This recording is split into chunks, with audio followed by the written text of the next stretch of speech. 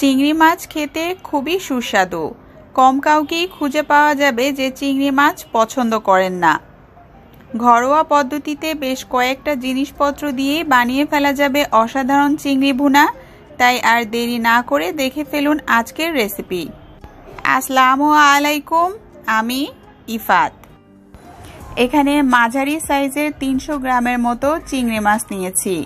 চিংড়ি মাছগুলো ভালো করে পরিষ্কার করে ধুয়ে তাতে সামান্য হলুদ গুঁড়া, লবণ দিয়ে মাখিয়ে রেখেছি 10 মিনিটের মতো।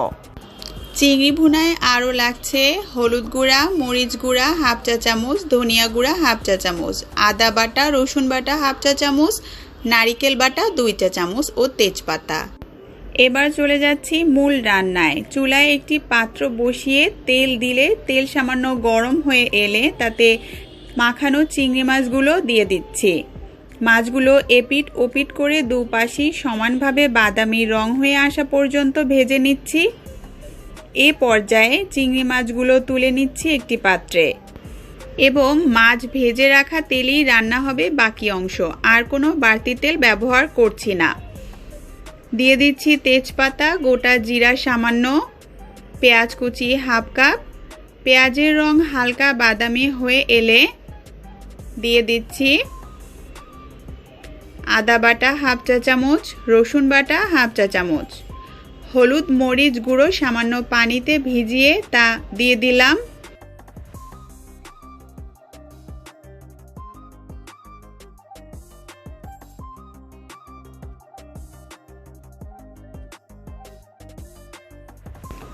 দিচ্ছি নারিকেল বাটা 2 চা চামচ। এবার মশলাটা খুব ভালো করে কষিয়ে নিচ্ছি।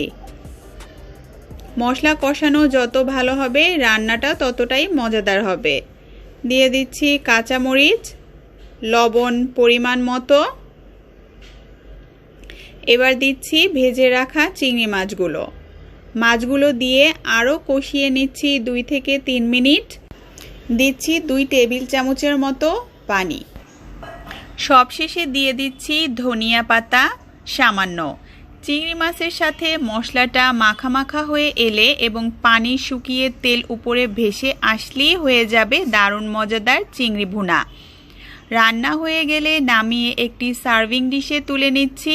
গরম গরম ভাত বা পোলাওয়ের সাথে দারুণ খেতে লাগবে এই চিংড়ি ভুনা। এতক্ষণ পাশে থাকার জন্য সবাইকে অসংখ্য ধন্যবাদ।